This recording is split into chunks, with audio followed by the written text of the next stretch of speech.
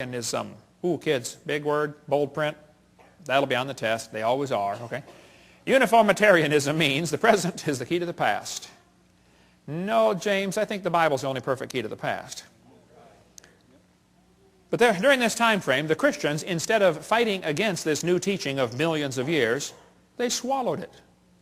The Christians accepted the idea of a gap theory or day-age theory or progressive creation. They just accepted millions of years right into the Bible when it's obvious to anybody with half a brain and one eye reading the Bible that it does not teach the earth is millions of years old. That's not what it says. So the Christians did not put up an effective defense, an effective resistance to this teaching, and they allowed the church to believe all this. And then when evolution came out, 1859 became popular with Darwin's book, well, the Christians just accepted that too.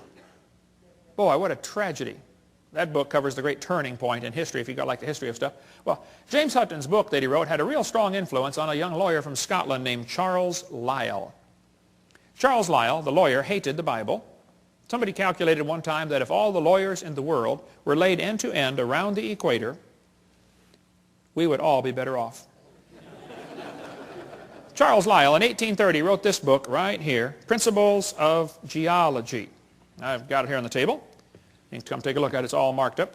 In this book, you can see his hatred for the Bible kind of ooze off every page. He kept calling it ancient doctrines. He said, oh, you have a scriptural authority. He was mocking them, okay? He called a religious prejudice. He said, men of superior talent, he's talking about himself, who thought for themselves and were not blinded by authority.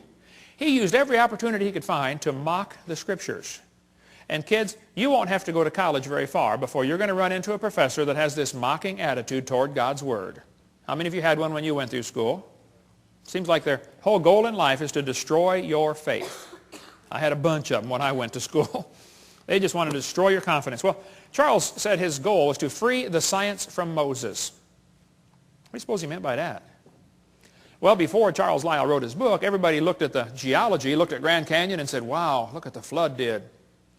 He didn't like people interpreting Earth's history in light of the Bible. He wanted them to interpret Earth's history in terms of millions of years. Lyell is the primary guy responsible for inventing what today is known as the geologic column.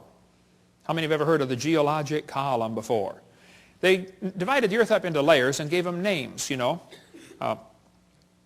Cenozoic, Mesozoic, Paleozoic, Archaeozoic, all that kind of stuff. Maybe you saw the movie Jurassic Park, named after the Jurassic layer, okay? Each layer of rock was given a name and an age and an index fossil.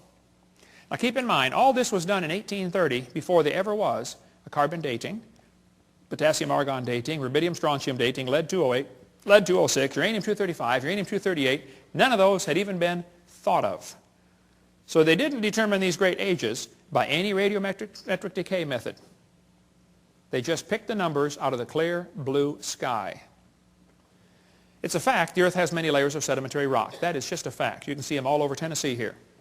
How'd they get there? Well, there are two interpretations. One group says the layers formed slowly over millions of years. The other group says, no, these layers are all from the flood in the days of Noah. And again, they're always trying to erase that line between the two and make their interpretation become part of the fact. And it's just not, okay? It's just their interpretation, that's all. The geologic column is actually the Bible for the evolutionist. The only place you'll ever find it is in the textbooks. It doesn't exist. This guy admits it.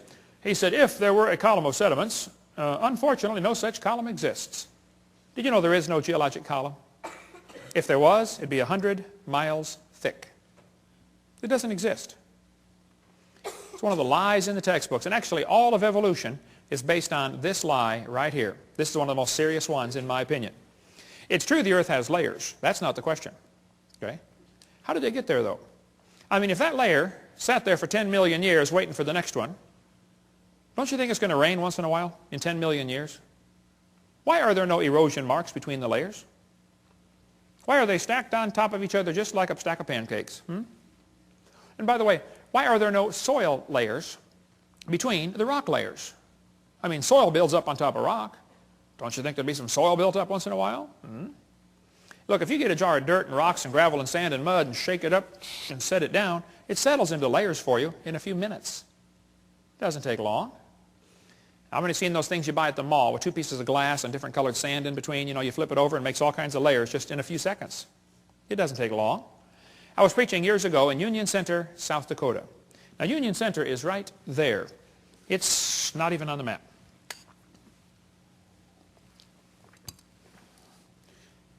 And South Dakota puts everything they can find on the map just to kind of fill in the white places, you know. Well, there were 40 people in the whole town. 38 of them came to church.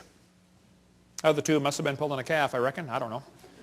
But boy, we had a great meeting, and the preacher said, "Hey, Hovind, let's go down to Rapid City. They've got a bunch of dinosaurs in the museum there." I said, "Oh, all right, I like dinosaurs. Let's go." So we all drove down to Rapid City. We came to this museum, and a guide met us at the door. He said, "Hey, folks, would you like me to give you a tour?" We said, "That would be great, sir." Well, the first place we stopped on the tour was the geologic time chart. They have it lit up, and it's behind glass, and it's holy and sacred. Don't dare touch that thing, you know. So we're standing over there, and the guide said, "Now, folks, this layer of rock right here is about 70 million years old." And it's so cool because they always get that sanctimonious tone in their voice, you know. 70 million years old. Oh. Well, my daughter was 12 years old at the time. She raised her hand. She said, "Mister, how do you know that layer is 70 million years old?" He said, "Honey, that's a good question. We tell the age of the layers by what types of fossils we find in them. They're called index fossils." And by the way, that's correct. That's what the textbook says. Scientists use index fossils to determine the age of rock layers. She said, "Thank you, sir." We walked around the other side. We're standing over here, and the guide said, "Now, folks, these bones are about 100 million years old." My daughter raised her hand again. She said, "Sir, how do you know those bones are 100 million years old?" He said, "Well, honey, we tell the age of the bones by which layer they came from." She said, "Sir, when we were standing over there, you told me you knew the age of the layers by the bones, and now you're telling me you know the age of the bones by the layers." She said, "Isn't that circular reasoning?" I thought, wow, a chip off the old block. That guide had the strangest look on his face. It was almost as if he were thinking. He looked at my daughter. He looked at me. I wasn't about to help him. I thought, wow, this is going to be good. I have got to hear this. He looked back at my daughter. He said, "Wow, you're right. That is circular reasoning." He said, "I never thought of that before." That fellow drove 50 miles one way that night to come hear me speak in Union Center, South Dakota. The crowd swelled to 39. We set up a chair in the aisle. Afterwards, he talked to me for an hour. He said, "Hovind, is everything I believe about geology wrong? I teach this stuff at the college." I said, "Oh, no. I like geology. I've got a huge fossil collection, rock collection, mineral collection. I teach earth science. I love studying geology."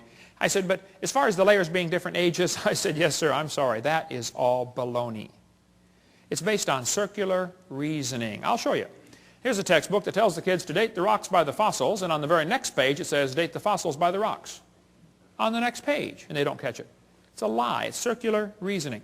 The intelligent layman has long suspected circular reasoning in the use of rocks to date fossils and fossils to date rocks. The geologist has never bothered to think of a good reply, feeling the explanations are not worth the trouble as long as the work brings results. It cannot be denied from a strictly philosophical standpoint, geologists are arguing in a circle. The relative ages of rocks are determined by the organisms they contain. They date the rocks by the fossils and the fossils by the rocks. Ever since the beginning of the 19th century, fossils have been and still are the best and most accurate method of dating and correlating the rocks in which they occur. Apart from very modern examples, which really are archaeology, I can think of no cases of radioactive decay being used to date fossils. They don't date fossils by potassium-argon dating or carbon dating. That's not how they do it.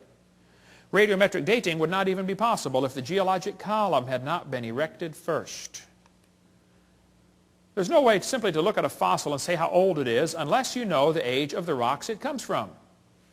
This is Niles Eldredge, one of the most famous evolutionists alive today. He said, and this poses something of a problem. Yeah, something poses a big problem, Niles. If we date the rocks by the fossils, how can we then turn around and talk about patterns of evolutionary change through time in the fossil record? Circular reasoning. This guy said the rocks do date the fossils, but the fossils date the rocks more accurately. I think the cheese done fell out of his sandwich. That's what I think. Okay, he's a few fries short of a Happy Meal. It's based on circular reasoning. Okay, this guy said the charge of circular reasoning can be handled several ways. It can be ignored as not the proper concern of the public. It can be denied by calling down the law of evolution. It can be admitted as a common practice or avoided